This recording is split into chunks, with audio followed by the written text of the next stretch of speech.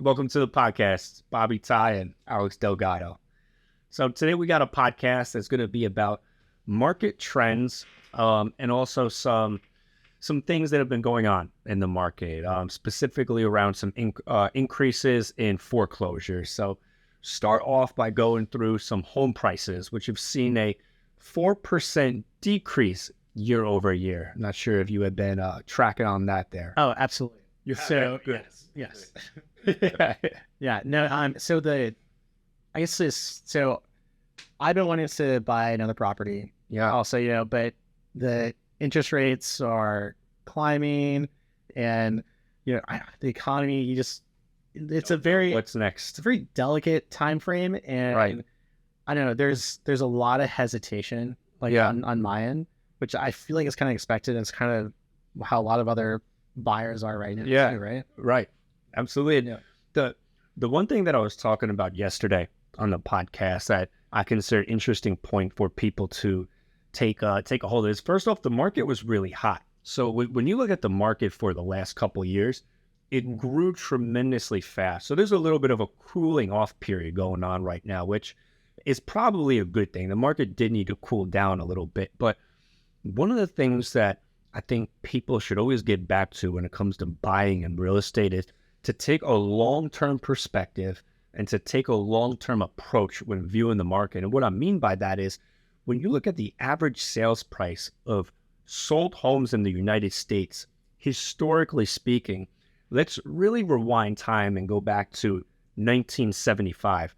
The average house in the U.S. sold for 1975, $50,000. Fast forward to the year 2000. The average home was being sold for just under $200,000. You look at what Redfin reported yesterday, the average U.S. household sold for $408,000. So historically speaking, prices grow over time. So consumers gain equity and their home value grows over time. So when people look and they realize, oh, wow, prices have decreased 4% year over year, the one thing to keep in mind is there's a little bit of a cooling off phase going on right now. And then to take that long-term historical perspective and keep that on your mind, because that'll allow you to make a much more comfortable decision. Yeah.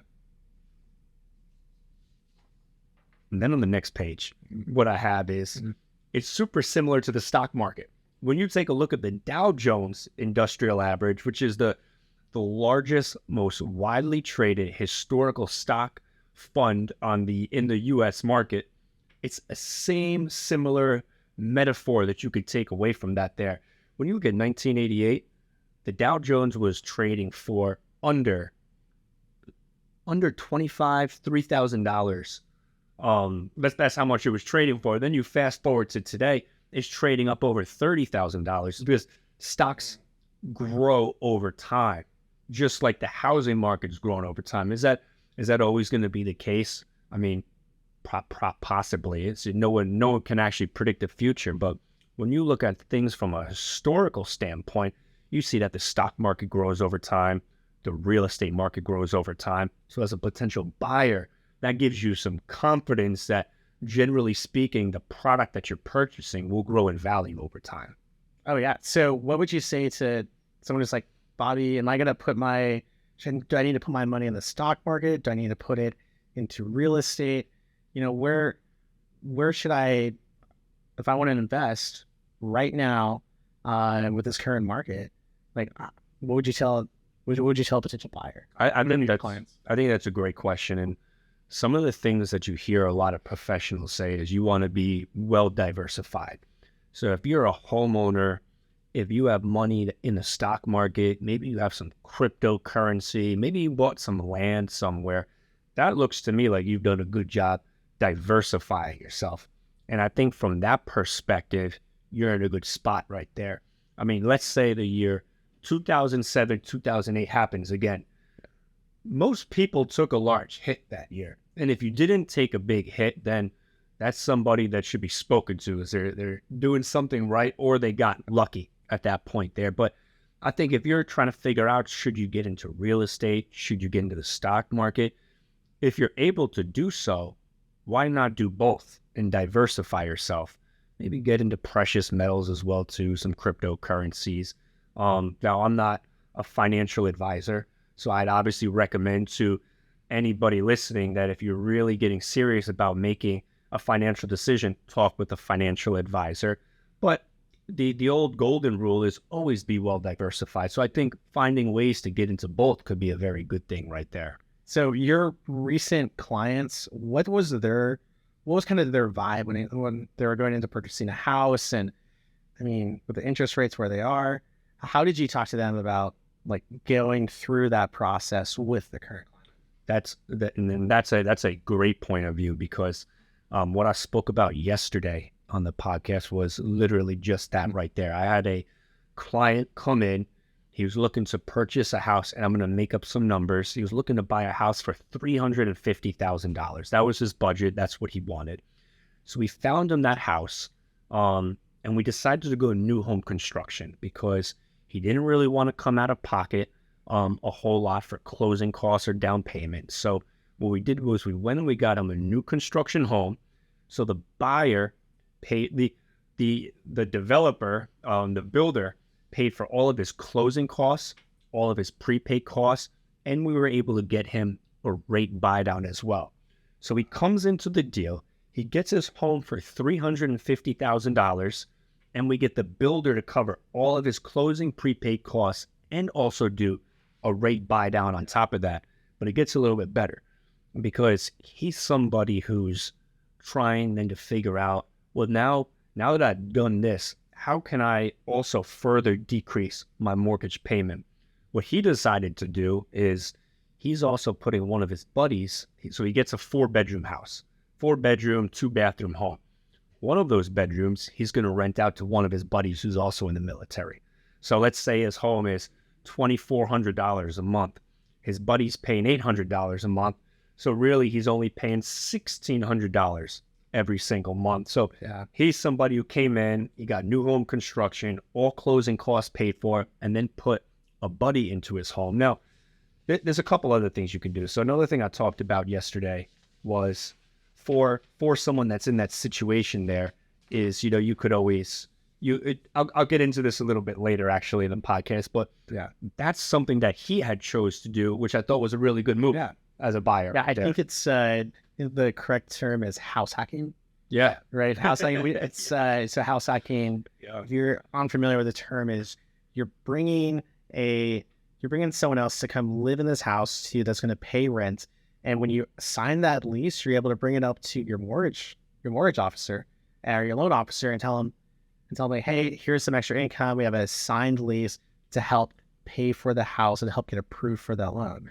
So it seems like what you're saying, that even in today's market, there's still opportunities to take advantage of what's around you. And I think that probably helps with having a knowledgeable real estate agent too. Yes, absolutely. And there's one of the things that you want to know is if you're getting ready to make a buying decision or selling decision, you do want to talk to a real estate agent. You might want to talk to a financial advisor. You want to make sure that you understand what's going on in the process of buying or selling a home. There's probably a lot of questions that you have, and you need to get those questions answered, because when you do, the buying and selling process becomes more enjoyable for you. Where if you have questions and you're not getting them answered, that's not a good thing. I encourage all my clients, ask me questions, let me know what's on your mind. Let's make sure we get all your questions answered so that you feel good and comfortable during the process. You never want to hold back questions there. Another thing that I talked about yesterday was a lot of sellers are reluctant to sell their property right now because they might have gotten in on a property where interest rates were really low. Right. And now they're looking at a market and they're going, wow, well, if I do sell right now, what are my options? And a lot of them are just holding out on the sidelines with 100K in equity, 200K in equity. And at some point, they might want to ask, well, when am I going to cash this out? And if I do, what are my options? So I wrote down 4 different things. Rate buy downs, refinancing in the future, renting, or renting out a room in your house. Yeah. So there's a funny phrase that I heard recently. It's called marry the house, date the rate. Yeah. So what does that mean to you? Yeah. You're going to get into a house and you're going to be there long term. and you get your interest rate in the beginning at, let's say, 7%, in the future, when rates go down, if the rates go down to, say, 5%, you have the option then to refinance to 5%. So I think that that's what you're getting at right there. And it's smart. At some point in the future, if interest rates go down, you should then refinance if it makes sense to you. Because what that's going to do is, I'll use an example of a property that I had. I had a townhome that I had a mortgage payment of that was $1,800 a month. In the middle of 2021, I refinanced down to a lower interest rate, and that took my payment down to $1,575 a month. So I was saving about $225 every single month by refinancing to a lower rate. So that's an option that a seller would have at some point in the future. Okay. Nice. Yeah. So by talking about foreclosures, what's kind of, I know like the market's kind of crazy. I know back in 2008, you saw a mass increase of foreclosures. Is this something that we're still seeing now, and why, and how does that affect us? It's a good question, and it's an interesting new trend. What's going on with foreclosures is, historically speaking, we're still well below historical averages for foreclosures. But if you look at where are we this year compared to last year, right now there's been a 14% year-over-year increase in foreclosures. There's been a 7% month-over-month increase in foreclosures. So we've seen that go on in the last 12 months and the last month. First, the states with the highest foreclosures, it goes Illinois, Delaware, New Jersey, Nevada, with the highest rate of foreclosures. And I think it actually presents a decent buying opportunity for a lot of people, because there's a lot of people that have been priced out of the market, so to speak, and who have been sitting on the sidelines. And I think if you research foreclosure, you do your homework, you do your due diligence, you can come in and look at foreclosures as a great buying opportunity for yourself. Now, obviously, you want to make sure there's no structural damage to the house. There's no cracks in the foundation. There's nothing that would require serious financial contribution unless you were open to that. Right. But if something just needs new paint, new carpet, new lights, new fans, that right there could be a nice opportunity for somebody that's been on the sidelines again. Nice. All that data I spoke to was from the website ATOM. They do a great job of listing foreclosure filings and other real estate data. So definitely recommend taking a look at that there. But that was the foreclosure information that I had come across. Something that I'll speak to on later podcasts. Something that I'm going to keep my eyes on right there. Other stuff that I was talking about, Alex, was in the process of buying and selling, the importance of patience, and making sure that when you're buying or selling a home, you're patient in that decision. Not lazy, not lackadaisical, because you could miss out on a really good deal. Right. Think about it. The home that you're currently living in, which I think is a beautiful, great home. I thought you did a great job going to. Imagine if you were lazy on that decision or kept second guessing yourself. You could have missed that, right? Yeah, absolutely. I saw the opportunity that, hey, this house was for sale. And then just a little backstory. There was a buyer for the house, but the financing fell out. Yeah. And the side agent mentioned it to me, and I was like, oh, I think this is a great opportunity for us to buy a house for a growing family, and at the same time rent out our current home. Right. So very, very nervous process. Definitely risky for sure if it's your first time doing it. Right. You don't how do you get leases? How do you rent the house out? How do you maintain it? Right. There's a huge learning curve that definitely went into it. But I would say though that being able to rent that house allowed us to purchase the next home. Right. So that could probably be beneficial for someone who has that lower interest rate. Yeah. Right. Alex did a great job of, he bought a townhome. He was living there with his family. Obviously, when you start raising a family, you need more space. Yeah. So he found a home that was getting ready to be sold in the same neighborhood, much larger, bought that house, and then put renters in the first home. And what I thought you did the right thing was you worked with a realtor on both of those. Yes. You didn't try to do too much by yourself. You had a realtor come in, make sure you ran background checks, credit checks on the renters that you were putting into the townhome, which is a mistake people will sometimes make, is they won't really vet who they're bringing in. If someone has a couple past evictions, you probably don't want them renting your home, because there's a good chance that they might not pay, because that's what they've been doing in the past. So you did a good job of vetting the people that went into your home, so you had good consistent payments coming into that townhome. And then you found a good deal. You got your closing costs paid for, your prepaid costs paid for, a lot of appliances moved in as well too, and you got yourself into that house. You did your research, you did your homework, you reassessed the situation, you slept on it for a night or two, you didn't rush anything, and then when the time was right, you made your decision. Oh, yeah, that was very stressful. But the big decision maker was asking my wife, and she's like, yes.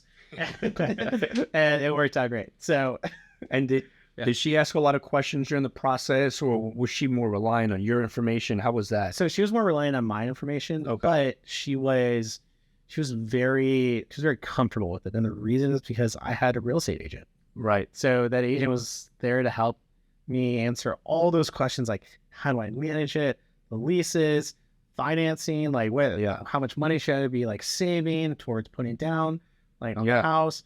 And there's a lot of great resources out there for sure, like on YouTube, that you can find just about renting. But having that agent with me to help was like the seller. Real briefly, you had a situation where a side agent at a community that you were buying from, they withheld some information from you. There was something that went on where... Yes. So the agent that I worked with, he had mentioned, that the house was available. And that's where I found out the initial information, that this larger house in the same neighborhood, it's available. I told him, oh my gosh, that's awesome. Help me buy it. Yeah. Right. And then just the next day, he was busy, and I saw the side agent, and I was like, hey, can I just take a look at the house? Like, I'm really thinking about purchasing it and moving our family into this bigger house. And she said, sure. Yeah. So she walked us through the whole property.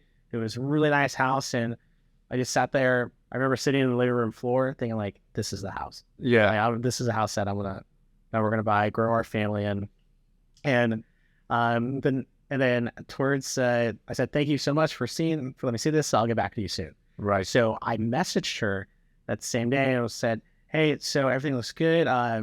My real estate agent's going to reach out to you later so we can talk more about purchasing the house and getting an offer. Yeah. That's when things started turning. Good. So she initially said that, well, you can't use this agent because I already brought you the house in the first place. Right. And I said, well, we didn't sign anything. Yeah. I haven't signed anything. And she's like, it doesn't matter. Since I showed you the property first, then you have to go with me and no other agents. And she made this process very difficult, where as a buyer, I'm like, no, I need my agent. I want to have my agent. Right. I need my agent to help me with all these resources, because Inspections, insurances. This is a scary thing that I'm doing right now. I'm buying a second house. Right. So I need some backup. And from this whole process, I learned that the side agents, though they care about you as the buyer, right? They really do care about you. But at the end of the day, their loyalties will always reside with the builder. Right. So that was a very important lesson to learn. And then with her saying, hey, if I show you this, do you have a real estate agent that you're working with or not? That should be the first question she asked. Right. Because you would have said yes to that. Yeah, absolutely. Right. And I didn't know what the process was, the legality behind everything. So it was definitely a huge learning opportunity for me. Yeah. And it definitely brought some struggles through the whole house buying process. At the end of the day, we were able to use our real estate agents after we petitioned. Yeah. We petitioned like the vice president of the builder. Yeah. And this is a big national builder that we're emailing directly. I'm emailing him. Yeah. It is. I'm not saying it got nasty, but it definitely got really stiff towards the end. But there's a lot of value that yeah, your real estate agent was providing to you, though, in terms of shopping for different types of insurances, making sure you have an inspection done to make sure if there were any builder defects, that those defects got taken care of, making sure that you understood all the information that goes on between all the different types of warranties. There's never a straightforward warranty that a builder gives you, and that's what you want to understand. Right. The builder's going to give you about 3 different types of warranty. One's a bumper to bumper, one's a long-term one, and then one that also goes with all the appliances. So like you really do want a realtor that's able to explain to you the different types of warranties, insurances, and inspections that go on with the property, because that stuff all protects you financially as a home buyer. Yeah, and we were able to, since I had my agent, we were able to find those defects. Yeah. Like the faucet for the hose was on the wrong side of the house. Right. Like it was in the neighbor's yard, because we're living on, this is our 0 lot line. So my side of the house is in my neighbor's yard, and they put the faucet for the house there. And it was a whole, shit show. Another common defect I'm noticing is most locks you turn right and you open left. I'm noticing a lot of builders right now, 25% of them are off and wrong. So like it's something little like that. Yeah. You're moving into a brand new home. You probably want all your doorknobs turning the right way. Yeah. So it's stuff like that you want a realtor to make sure, hey, you want the home builders getting this home squared away the correct way, because all a home builder needs is to have one worker who's working on a house who's having a bad day and he's putting on things wrong in the house. Like you want to figure out where those things are wrong and get them corrected. So when you move in, everything is perfect, because you deserve that home to be in perfect condition when you get that home. Alex, I think to close this out, the big takeaway is that for buyers, you want to know what the long-term trends are. And when you look at the market and you see that long-term values grow on properties, you can buy with some confidence, but you want to take a look at graphs like that to see for yourself what have real estate trends done for the last 20 years, and take some time to assess that information. If you're a seller and you're concerned about selling in this marketplace, take some time to understand the different options that you have as a seller, and then figure out which one of those options might work best for you. That's about everything that I have. Any last words, advice, or questions? No, I think you wrapped it up great. Thanks for allowing me out here to provide my perspective from the buy-in process. Yeah. And everything. Follow Trident Media. Yeah, Trident Media. We do all real estate media. Great quality. Services. Unbelievable quality. Thank you. Yeah, we're growing, which is really it's a good. You just helped a lady sell a house yesterday because the photos were so good, right? Yeah, something of that sort. Yeah, we got offers within almost 12 to 24 hours within listing. That's good. Crazy. That is. That's very nice. Yeah, photos make a difference. All right, everyone. Appreciate you all listening. Stay in touch with us. Talk to you soon.